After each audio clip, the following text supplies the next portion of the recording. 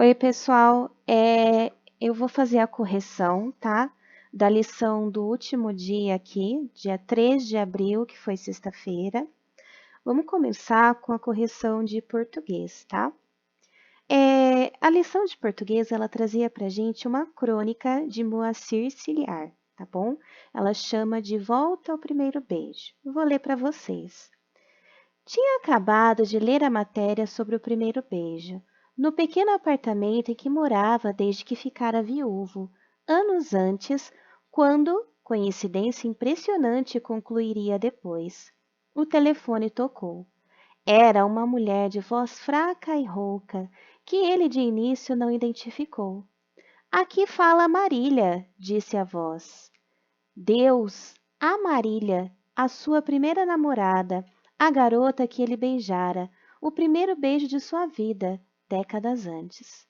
De imediato recordou a garota simpática, sorridente, com quem passeava de mãos dadas. Nunca mais a vira, ainda que frequentemente a recordasse. E agora ela lhe ligava. Como que adivinhando o pensamento dele, ela explicou. Estou no hospital, Sérgio, com uma doença grave, e queria ver você. Pode ser? Claro, apressou-se ele a dizer. Eu vou aí agora mesmo. Anotou rapidamente o endereço, vestiu o casaco, saiu, tomou um táxi. No caminho foi evocando aquele namoro, que infelizmente não durara muito tempo. O pai dela, militar, havia sido transferido para o norte, com o qual perdera o contato, mas que o marcara profundamente. Nunca a esquecera, ainda que depois tivesse beijado várias outras moças, uma das quais se tornara a sua companheira de toda a vida, mãe de seus 3 filhos, avó de seus 5 netos. E não a esquecera por causa daquele primeiro beijo, tão desajeitado quanto ardente. Chegando ao hospital, foi direto ao quarto. Bateu. Uma moça abriu-lhe a porta e era igual a Marília, sua filha. Ele entrou e ali estava ela, sua primeira namorada. Quase não a reconheceu. Envelhecida, devastada pela doença, ela mal lembrava a garota sorridente que ele conhecera. Consternado, aproximou-se, sentou-se junto ao leito. A filha disse que os deixaria a sós. Precisava falar com o médico. Olharam-se, Sérgio e Marília, ele com lágrimas correndo pelo rosto. Você sabe por que chamei você aqui? Perguntou ela com esforço. Porque nunca esqueci você, Sérgio. E nunca esqueci o nosso primeiro beijo, lembra? Na porta da minha casa, depois do cinema. Claro que lembro, Marília. Eu também nunca esqueci você. Pois eu queria, Sérgio. Eu queria muito que você me beijasse de novo. Você sabe, os médicos não me deram muito tempo. Eu queria levar comigo esta recordação. Ele levantou-se, aproximou-se dela, beijou os lábios fanados. E aí, como por milagre, o tempo voltou atrás e de repente eles eram os jovenzinhos de décadas antes, beijando-se à porta da casa dela. Mas a emoção era demais para ele. Pediu desculpas, tinha de ir. A filha, parada à porta do quarto, agradeceu-lhe. Você fez um grande bem à minha mãe. E acrescentou esperançosa. Acho que agora ela vai melhorar. Não melhorou. Na semana seguinte, Sérgio viu no jornal o convite para o enterro, mas ao contrário do que poderia esperar, apenas sorriu. Tinha descoberto que o primeiro beijo dura para sempre, ou pelo menos assim queria acreditar. Então essa era a crônica, tá? E aí tinha algumas questõezinhas sobre ela. A primeira questão diz o seguinte, ó. No desfecho dessa crônica fica evidente que Sérgio, desfecho seria a solução, tá? A conclusão da história, o que aconteceu, que foi resolvido, tá? A letra A diz o seguinte: leu uma matéria sobre o primeiro beijo no pequeno apartamento em que morava. Letra B. Ficou consternado ao ver a ex-namorada envelhecida e devastada pela doença.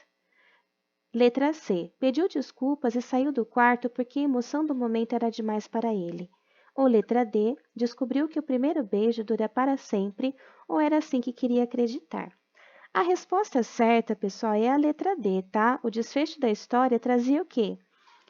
Que ele descobriu que aquele primeiro beijo, aquela emoção que ele teve com o primeiro beijo, de relembrar aquilo, duraria para sempre. Ou era assim que ele queria acreditar. Tá bem no finalzinho da história essa parte. Questão 2. No trecho, eu nunca esqueci o nosso primeiro beijo, lembra? Na porta da minha casa, depois do cinema. Quarto parágrafo. As reticências sugerem. Pessoal, a letra A diz assim, ênfase, letra B, desânimo, C, admiração e D, expectativa. Quando eles estão conversando e a Marília diz isso para ele, ela está fazendo uma pergunta e está citando fatos para que ele lembrasse da ocasião do primeiro beijo, tá? Então, essas reticências aqui que aparece, ela dá a ideia de expectativa, tá? Resposta certa, letra D. Ela está esperando que ele lembre do momento. Questão 3. No trecho envelhecida, devastada pela doença, a palavra devastada tem o sentido de letra A, triste, B, amargurada, C, alegre, D, destruída. A palavra devastada, se ela estava lá na cama, doente, tá? Significa que ela estava destruída pela doença. Resposta certa, letra D também. Questão 4. No trecho, beijou os lábios fanados, a palavra fanados tem o sentido de letra A, murchos, secos, letra B, bonitos, brilhantes, letra C, belos, viçosos, ou letra D, doces e bonitos. Se ela estava envelhecida, doente, destruída pela doença, essa palavra fanados, ela tem o sentido de murchos, secos, tá? Essa é a resposta certa da 4, então letra A. A questão 5 pedia para escrever no caderno o que você entendeu sobre a crônica, tá? Então era para fazer um pequeno resumo e escrever qual era a intenção do autor ao escrever essa crônica. Como a gente leu no texto, né? É uma crônica que fala de um senhor, ele já é um senhor de idade, tá?